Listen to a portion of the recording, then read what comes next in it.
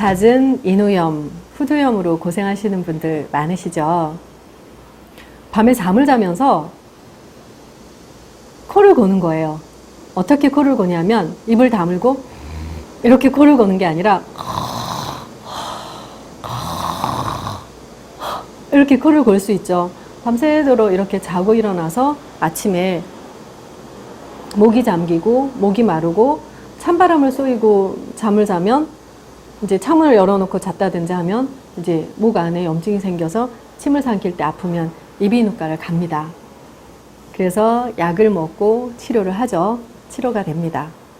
그러나 그 다음날 또 이렇게 하고 자면 또 아침마다 목이 잠기고 목이 칼칼하고 아파지게 되는데, 이것이 오랜 기간 동안 자꾸 반복이 되게 되면 이제 이렇게 약을 써도 이게 치료가 잘 되지 않는 그런 증상으로 나타나게 되는데요.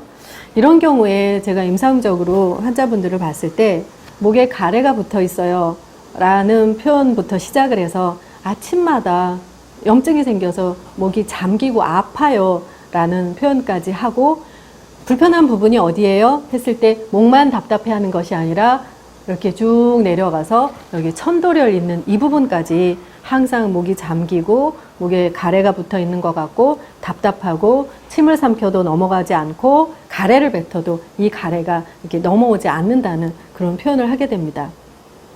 진단을 받았을 때 역류성 식도염이라는 진단을 많이 받고 오는 경우 있고요. 이제 병명을 붙이면 이제 인후염, 후두염 정도가 되는 것이죠. 그래서 처음에는 약을 써서 치료가 될 수 있지만 이것이 오랜 기간 진행이 되면 이제 호전이 안 되는데요. 약을 써서 회복이 되는 그 단계, 또한 약을 써도 회복이 되지 않는 단계에서 가장 중요한 치료 포인트는 입으로 숨을 쉬면 안 된다는 것입니다. 처음에 흉내를 냈듯이 입을 벌리고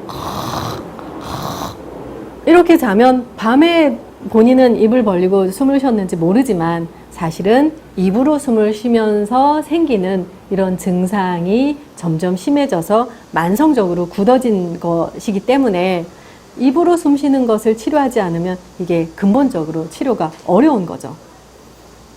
입으로 숨 쉬지 않고 코로 숨을 쉴 수 있게 치료해 주는 것이 잦은 인후염, 후두염 혹은 역류성 식도염이라고 진단받는 그 경우까지 비강 호흡을 하게 해주는 것이 가장 중요한 치료 핵심입니다.